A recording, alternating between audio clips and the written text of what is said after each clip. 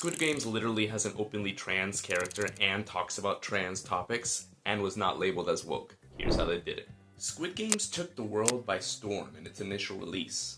Everybody was talking about it. Even the people not watching it were talking about it. A show about people in financial ruin competing in a life or death game show to win a massive cash prize was truly a big hit with the general masses. 3 years later, the hype began building again as Season 2 was about to be released. But there was one change that shocked the average Squid Game viewer and took them completely by surprise. When the show was released, everyone was talking about the trans character in the season, hyun-ju. Immediately, many people went to give their input on the character and came up with many different impressions. But that leaves a question to be answered. Usually, a show that includes a trans character would automatically fall under the category of woke. But it seems that Squid Games escaped this title. But why?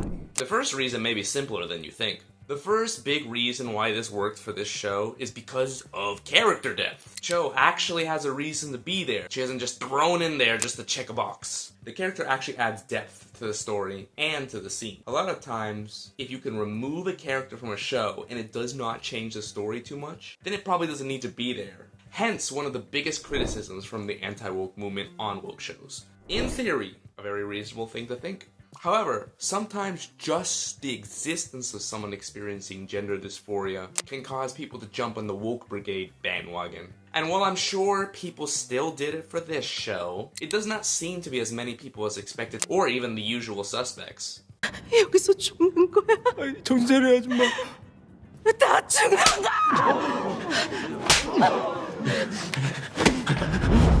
포기하면 너는 천지신명이 아니라 내 손에 먼저 죽어.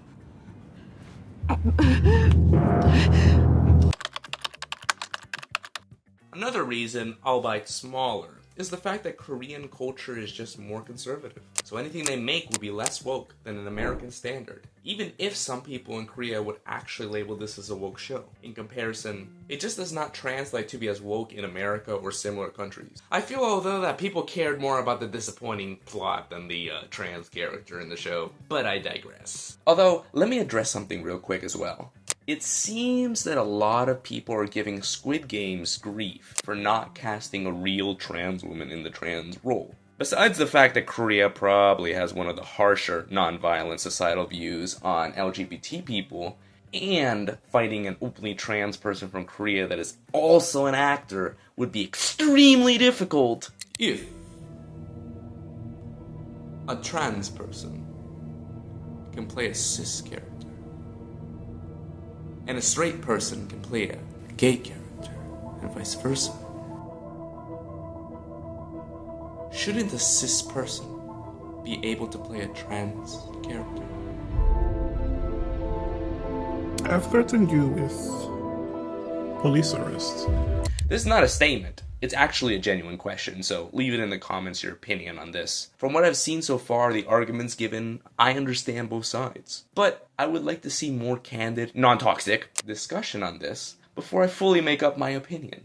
Now, back to our regularly scheduled programming. The final big reason for Squid Games being able to avoid the woke title in its second season is because oppression is not shoved in our face repeatedly. It just is, which gives a distinction of a story about someone in a bad life situation. I know that specifically Cho is in the games for her transgender operation. However, even with that one scene of explaining transgenderism to the audience, it never actually felt like lecturing. Throughout the show, it felt like she grew as a character. And it didn't come across as trying to manufacture sympathy. Although let's not pretend that every single character in the show isn't out there justifying and manufacturing sympathy about why they're in the games in the first place.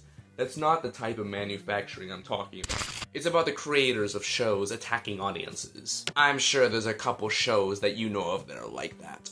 And Squid Games never does that. Regardless, attacking audience never really works super well, and people have a wide variety of beliefs that fit into more than just one or two boxes. If you want to see a show that pushed the envelope even further though, and succeeded, you need to watch my video on Arcane, because it did a very similar thing in avoiding the anti-woke movement, but they had to overcome twice as much as Squid Game Season 2 did. So if you want to find out how they did that, be sure to watch it right here.